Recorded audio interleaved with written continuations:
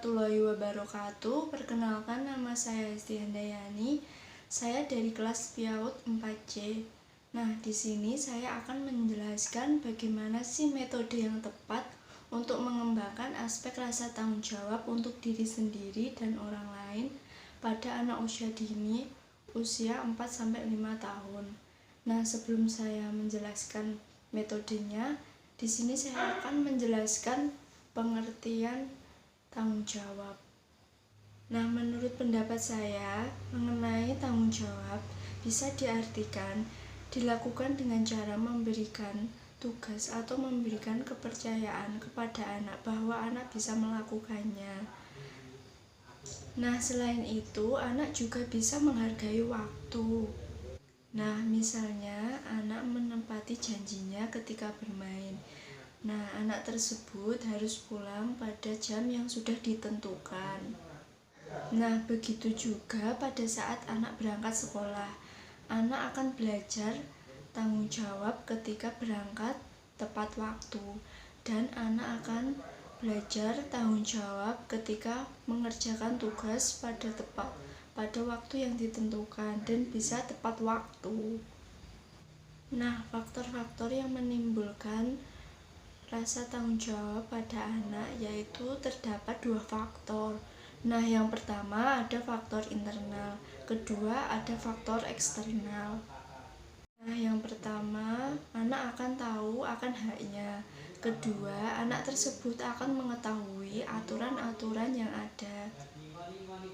Nah, selain itu, anak juga bisa menghargai waktu.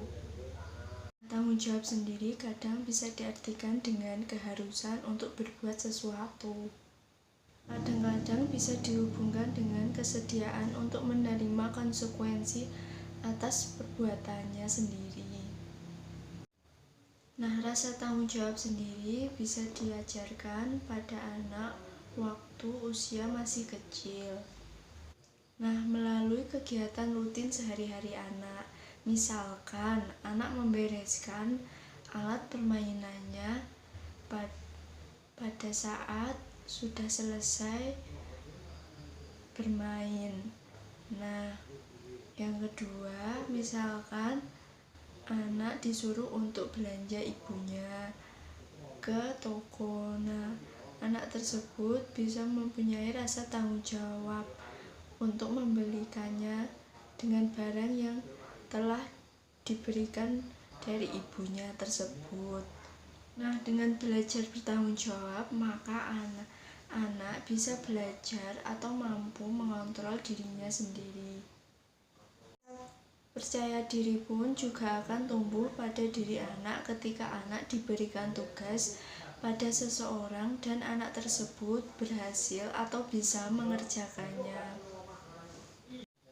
Nah, jadi tanggung jawab sendiri adalah sesuatu yang harus kita lakukan agar kita mendapatkan yang dinamakan suatu hak. Nah, teman-teman, tanggung jawab sendiri penting loh bagi kita semua dalam kegiatan sehari-hari. Nah, kalau seandainya tanpa tanggung jawab, semuanya akan jadi kacau. Nah, dalam pembelajaran kali ini, saya akan menggunakan salah satu metode, yaitu metode proyek. Nah, metode proyek sendiri adalah pengalaman belajar dengan menghadapkan anak dengan kegiatan sehari-hari untuk memecahkan suatu masalah secara berkelompok. Metode proyek sendiri berasal dari John Dewey tentang konsep learning by doing, yaitu perolehan proses belajar anak dengan menggunakan tindakan-tindakan tertentu agar mencapai tujuan. Nah, tujuan metode proyek sendiri adalah untuk menarik ketertarikan belajar minat suatu anak, agar anak belajar dari kegiatan yang khusus. Nah, selanjutnya saya akan menjelaskan bagaimana sih cara-cara untuk menanamkan rasa tanggung jawab pada anak usia dini, usia 4-5 tahun. Nah, yang pertama, ajarkan anak untuk bertanggung jawab atas barang-barang miliknya sendiri. Nah, yang kedua, sejak kecil ajarkan anak untuk membereskan tempat tidurnya sendiri, seperti melipat selimut, merapikan spray, dan lain-lain. Nah, yang ketiga, doronglah anak supaya berani menerima tanggung jawab di luar rumah. Nah, yang keempat, berikan pujian atas tanggung jawab anak, karena itu adalah faktor penguat bagi anak. Nah, dalam metode yang tepat untuk mengembangkan aspek rasa tanggung jawab pada anak usia dini untuk diri sendiri dan orang lain sebenarnya ada banyak sekali, seperti metode proyek, metode bercakap-cakap, demonstrasi, karya wisata, dan lain-lain. Nah, itu tergantung pada perkembangan anak tersebut. Nah, metode proyek sendiri adalah satu cara metodenya untuk mengembangkan aspek rasa tanggung jawab untuk dirinya sendiri maupun orang lain atau teman sekelompoknya. Nah, manfaat dari metode proyek sendiri adalah yang pertama, metode proyek dapat memperluas wawasan anak tentang segi-segi kehidupan dalam keluarga, sekolah, dan masyarakat. Nah, yang kedua, anak memperoleh pemahaman yang utuh tentang bagaimana memecahkan masalah tertentu. Nah, kerjasama dengan anak lain secara terpadu. Yang ketiga, anak-anak belajar bertanggung jawab terhadap bagaimana perkembangan dengan kesepakatan bersama.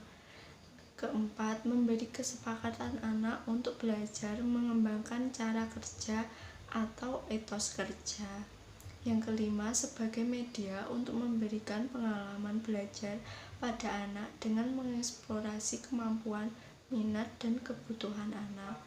Nah, yang terakhir, memberikan kesempatan anak untuk menggunakan kebebasan secara fisik maupun secara intelektual untuk menyelesaikan pekerjaannya yang menjadi tanggung jawab menurut cara yang dikuasai dan tidak harus duduk tetang di bangku masing-masing.